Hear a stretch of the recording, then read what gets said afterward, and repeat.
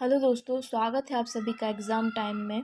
दोस्तों, मेरा नाम प्रियंका पाठक। ये हमारे लेक्चर की 4th वीडियो है। हमारे 3 वीडियो में हम 70 प्लस क्वेश्चन जो हैं भारत एवं राज्य निर्वाचन आयोग के कंप्लीट कर चुके हैं। इस वीडियो के ज़रिए भी हम 70 प्लस क्वेश्चन को कंप्लीट करेंगे और संघ एवं राज्य लोक सेवा आयोग के क्वेश्चंस देखेंगे। दोस्तों, यूनिट वाइज हम सभी यूनिट को कंप्लीट कर लेंगे और एमपीपीएससी प्री एग्ज़ाम की हमारी तैयारी हो जाएगी। साथ ही मेंस एग्ज़ाम के लिए 3 मार्कर सीरीज़ जिसमें संविधान एवं फिजिक्स जो है कंप्लीट हो चुकी है। अब नेक्स्ट वीडियो आपके लिए केमिस्ट्री की आएगी और संविधान की चल रही है, तो आप उन्हें देखना ना भूलें। अभी हमारे साथ जितना समय है उसमें हम मेंस के साथ साथ प्री दोनों को ही कवर कर सकते हैं। तो आप मेंस के 3 मार्कर की वीडियो भी देखिए, साथ ही जो ऑब्जेक्टिव टाइप ये यूनिट वाइज चल रही है इसको भी कंप्लीट करते चलिए दोस्तों, हम डिस्कस करते हैं पहला क्वेश्चन। भारत में पहली बार लोक सेवा आयोग की स्थापना किस अधिनियम के अंतर्गत की गई थी? तो इसका आंसर है B, Government of India Act 1990।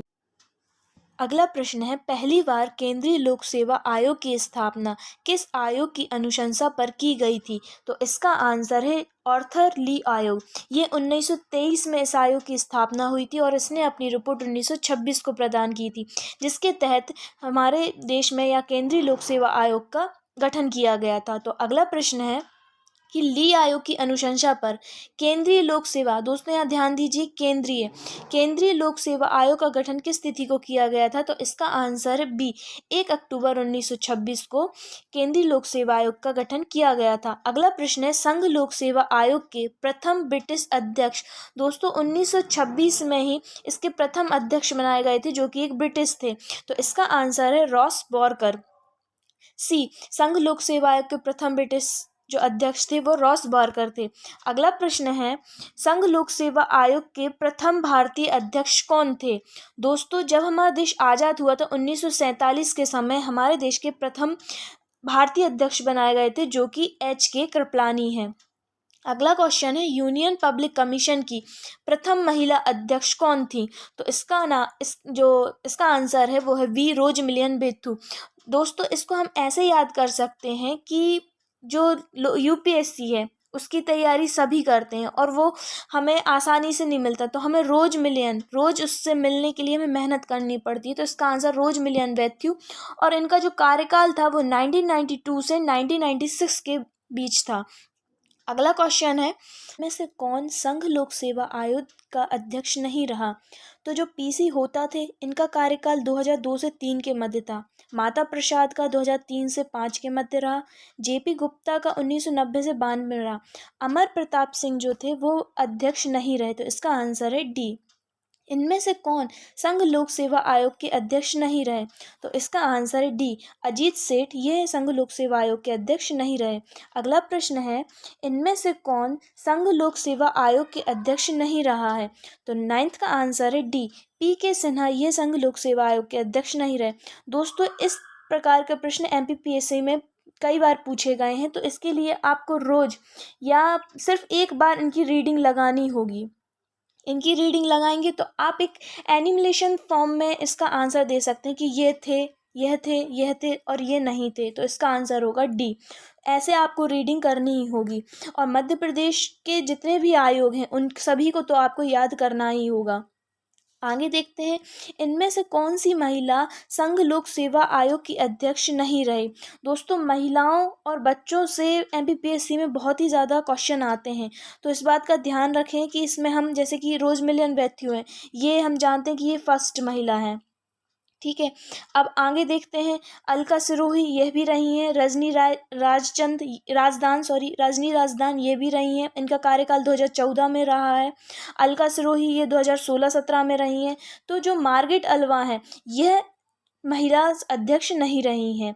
तो इसका आंसर था ए। अगला प्रश्न है, संघ लोक सेवा आयोग के वर्तमान अध्यक्ष कौन है? दोस्तों, इसका आंसर है ए, प्रदीप कुमार जोशी। कई जैसे आयोग जो सर के द्वारा पढ़ाए गए आयोग हैं उनमें भी अध्यक्ष चेंज हुए हैं। अगर अब ऐसी गलती होने पर बच्चे कमेंट करते हैं कि सर आप गलत पढ़ा रहे हैं, तो आप ये भी तो देखिए कि वह वीडियो अपलोड करने की डेट क्या है। और ये ऐसी चीज़ें हैं जो चेंज होती रहती हैं, इसका अपडेशन हमें खुद करना होगा। हमारे हैंड रिटन नोट्स जो होंगे उसमें अध्यक्ष को तो आपको पेंसिल से ही लिखना चाहिए कि भाई ये चेंज हो सकते हैं, तो हम पेंसिल से मिटा के उनको सही फिर से लिख सकें। तो इसका आंसर है ए, प्रदीप कुमार जोशी, और इसके पहले अरविंद सक्सेना थे। आगे देखते हैं, संघ लोक सेवा आयोग एक कैसा निकाय है? तो इसका आंसर है डी, संवैधानिक निकाय। जैसे हमने फर्स्ट वीडियो में देखा था कि संवैधानिक निकाय वह निकाय हैं जिनका उल्लेख संविधान में दिया गया हो, और हम जानते हैं कि संघ लोक सेवा आयोग का वर्णन हमारे संविधान के भाग 14 में अनुच्छेद 315 से 323 के मध्य दिया गया है। तो ये कैसा निकाय हुआ? संवैधानिक निकाय हुआ।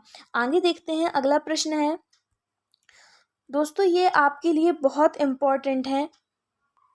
इन सारे ऑब्जेक्ट्स की हम पीडीएफ ज़रूर ख़रीदें, और हमारे द्वारा जो वीडियो के ज़रिए समझाया जा रहा है उसके साथ आप उन नोट्सों से पढ़ते चलिए। तो आप इस वीडियो में जो पीडीएफ दिखाई गई है उसको आप इंस्टा मोजो से ख़रीद सकते हैं। आगे देखते हैं, भारत के संविधान के निम्नलिखित में से किस अनुच्छेद के अंतर्गत संघ लोक सेवा आयोग एवं राज्य लोक सेवा आयोग का प्रावधान किया गया है? तो दोस्तों अभी हमने बताया कि भाग 14 में 315 से 323 के मध्य वर्णन है, और इस आयोग की बात करें तो इसका आंसर है ए, अनुच्छेद 315 में संघ लोक सेवा आयोग और राज्य लोक सेवा आयोग का प्रावधान किया गया है। अगला प्रश्न है, भारत संविधान के किस अनुच्छेद के अंतर्गत संघ लोक सेवा आयोग के सदस्यों को हटाया जा सकता है? तो दोस्तों इसको हमें बिल्कुल क्रम से 315 से 323 तक जो अनुच्छेद हैं उनको याद करना है। जैसे कि 315 में सबसे पहले आयोग के बारे में बता दिया गया, तो हमारा 315 कंप्लीट होता है। इसके बाद जो 316 में है, तो अब एक आयोग बनाया है तो उसमें हम क्या करेंगे? नियुक्ति, और उनका एक टाइम पीरियड होगा, कार्यकाल होगा। तो 316 में है अध्यक्ष की नियुक्ति, अध्यक्ष एवं सदस्यों की नियुक्ति और उनका कार्यकाल। फिर 317 में अगर हमने नियुक्ति की और उन्होंने काम अच्छे से नहीं किया, तो यहाँ 17 में हम उनको क्या करेंगे? बर्खास्तगी या निलंबन। लोक सेवा आयोग के अध्यक्षों की बर्खास्तगी और निलंबन 317 में दिया गया है। अब आगे देखते हैं 318। अब हमने नियुक्त भी कर लिया और उनको निलंबन करने का प्रावधान भी कर लिया। अब देखते हैं 318। इसके अंतर्गत लोक सेवा आयोग के सदस्य और जो कर्मचारी हैं उनकी सेवा शर्तें, उनका प्रावधान होगा। नियम बनाने की शक्ति के बारे में बताएंगे। फिर 319 को देखते हैं।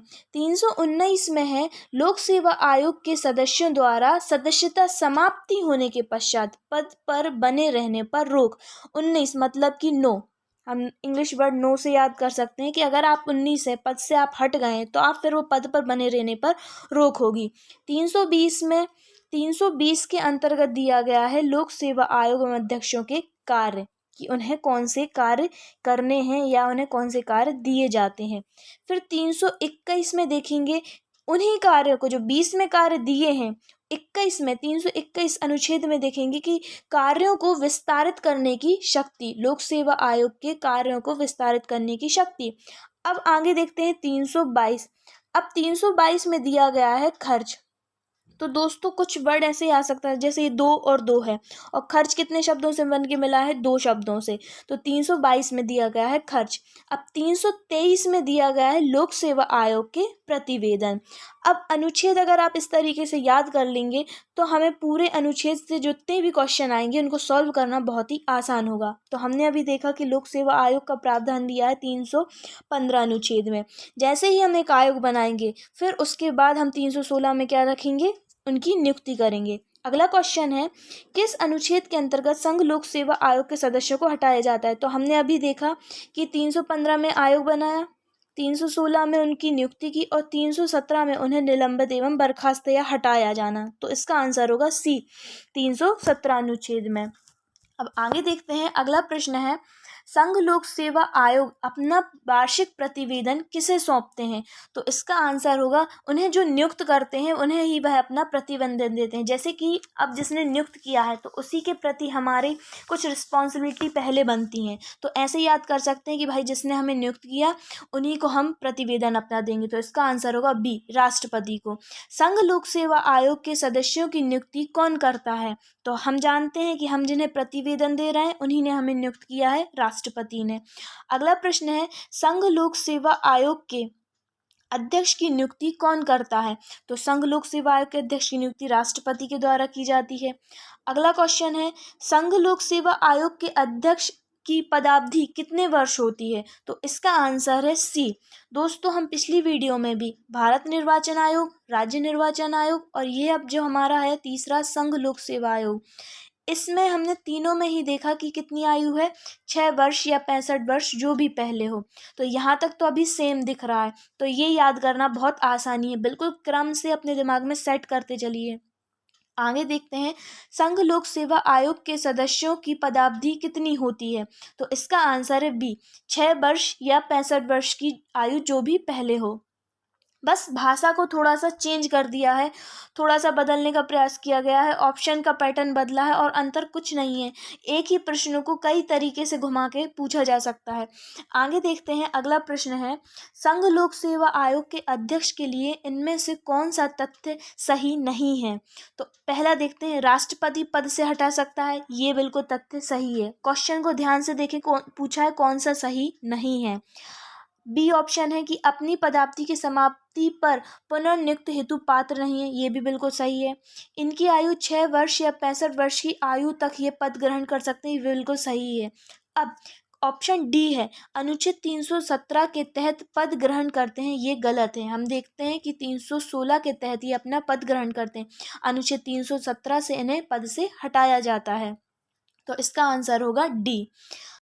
अगला प्रश्न है, संघ लोक सेवा आयोग के अध्यक्ष के कदाचार से संबंधित मामलों पर सलाह लेने के लिए राष्ट्रपति किसके पास भेजते हैं? तो इसका आंसर है ए, सर्वोच्च न्यायालय के पास भेजते हैं।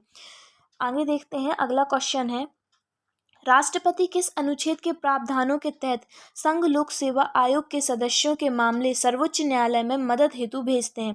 दोस्तों, ये बहुत इंपॉर्टेंट क्वेश्चन है, क्योंकि 315 से 323 तक तो हम याद कर लेंगे, क्योंकि वो सब सामने है, हमें पढ़ना ही पड़ेगा कि भाग 14 में संघ लोक सेवा आयोग के बारे में।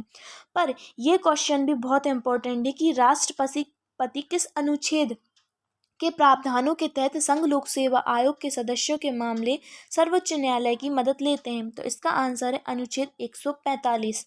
दोस्तों, बहुत इंपॉर्टेंट क्वेश्चन है, इसको ज़रूर ध्यान से पढ़ें। आगे देखते हैं, संघ लोक सेवा आयोग के अध्यक्ष को किस अनुच्छेद के तहत हटाया जाता है? तो हमने देखा कि 315 में आयोग है, 316 में नियुक्ति है और 317 के तहत हटाया जाता है। तो इसका आंसर है सी, अनुच्छेद 317 के तहत हटाया जाता है।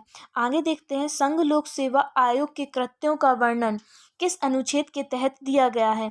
दोस्तों, कृत्य या कार्य एक ही बात है, तो इसका आंसर है अनुच्छेद 320। ठीक है, संघ लोक सेवा आयोग के कृत्यों का वर्णन अनुच्छेद 320 में है। ठीक, और फिर 321 में हमने क्या देखा था कि कार्यों को विस्तारित करने की शक्ति, और 322 में देखा था कि खर्च, लोक सेवा आयोग का खर्च, और 323 में प्रतिवेदन। अगला क्वेश्चन है, संघ लोक सेवा आयोग के अध्यक्ष एवं सदस्यों की नियुक्ति एवं कार्यकाल का वर्णन किस अनुच्छेद के तहत दिया गया है?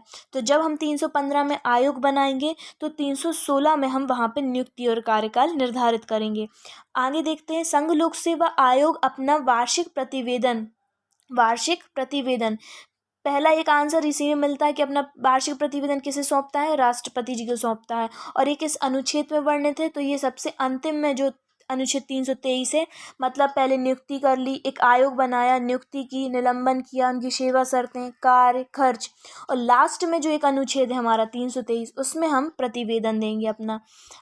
चलिए दोस्तों, यहाँ पे हमारे क्वेश्चन आज के कंप्लीट होते हैं। आगे हम नेक्स्ट वीडियो में डिस्कस करेंगे, साथ ही आपको एक क्वेश्चन दे रहे हैं, उसका आंसर भी बताएंगे। तो जो 27वां क्वेश्चन है, इसका आंसर आपको कमेंट बॉक्स में बताना है। संघ लोक सेवा आयोग इनमें से किस संवर्गों की परीक्षा आयोजित करता है? ये हमारे 4 ऑप्शन हैं। सही आंसर कमेंट बॉक्स में लिखना ना भूलें और इस वीडियो को लाइक और शेयर करना भी ना भूलें।